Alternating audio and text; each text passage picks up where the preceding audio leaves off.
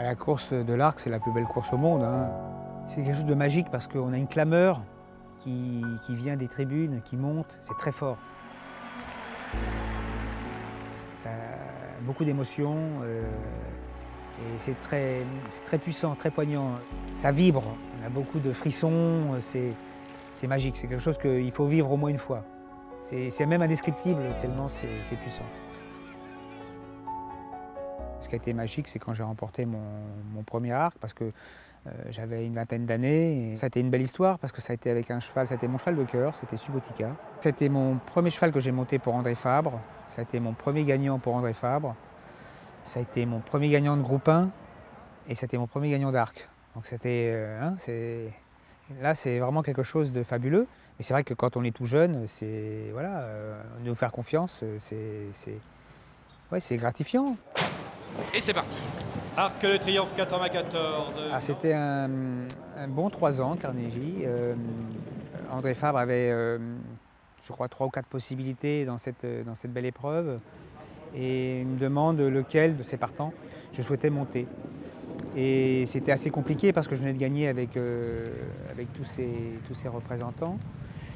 Et donc je lui retourne la question et je lui demande à ma place lequel il choisirait. Et André Fabre me dit, je pense que je monterai le 3 ans. Donc je lui ai fait confiance, j'ai monté le 3 ans et j'ai gagné de pas grand chose, mais il a gagné. Alors que c'est sur le poteau Carnegie qui finit par l'emporter. Tomber sur les perles rares, c'est pas facile.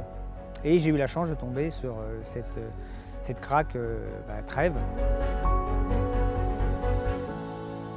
Cliquette a toujours été très confiante parce que, avant qu'elle débute à l'âge de 2 ans, elle m'avait déjà parlé de sa pouliche. Et on court ce fameux prix de Diane que l'on gagne avec brio, quoi, hein. Donc là, on était plus que certain d'avoir une craque, quoi, à ce moment-là, quoi. La pouliche, entre-temps, est vendue. Et donc à ce moment-là, qui dit changement de propriétaire, dit changement de jockey. Donc c'est Lanfranco Dettori qui la monte pour le Vermeil.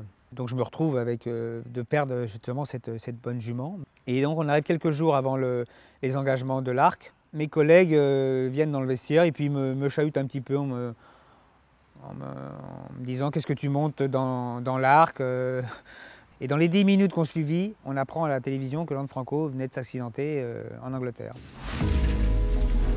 Et le destin était tracé, la route était tracée, et voilà, donc on a gagné cette épreuve avec brio, parce qu'elle était vraiment exceptionnelle, en ayant une course pas des plus évidentes, mais la jument s'est imposée avec beaucoup d'autorité. Trèves qui a l'avantage maintenant, Trèves qui est formidable ici, va s'imposer, rester invaincu. C'est une grande championne, elle le fait voir encore aujourd'hui, elle a de la classe, mais on ne connaît pas du tout ses limites, c'est fabuleux. Après, elle a eu des soucis de santé, elle fait sa rentrée dans le Vermeil, elle est 4e. Et au retour de la course, je doutais un petit peu à sa participation à l'épreuve parce qu'elle manquait d'un petit brin d'étincelle comme elle était capable de le faire. Et puis 15 jours après, Cliquette me recontacte et me dit « Thierry, écoute, la jument, elle est transformée. » Et alors avec Cliquette, on a dit bah, « Banco, on y va ». Et puis voilà, deuxième arc, ce coup-ci avec un meilleur parcours, un bon numéro de corde. Et puis là, une course magique parce que je suis dans le dos des animateurs et puis entre ligne droite, la corde s'ouvre. Et là, j'ai un boulevard, alors là, il n'y avait plus qu'à lâcher les rênes et puis laisser aller ma monture. Trèves qui a pris le meilleur maintenant, Trèves qui va s'envoler vers la victoire, Trèves qui va faire l'incroyable doublé dans l'Arc de Triomphe. Une fois, on trouve ça merveilleux, mais après 4, c'est vrai qu'on ne s'en lasse pas. C'est toujours fabuleux de remporter cette belle épreuve.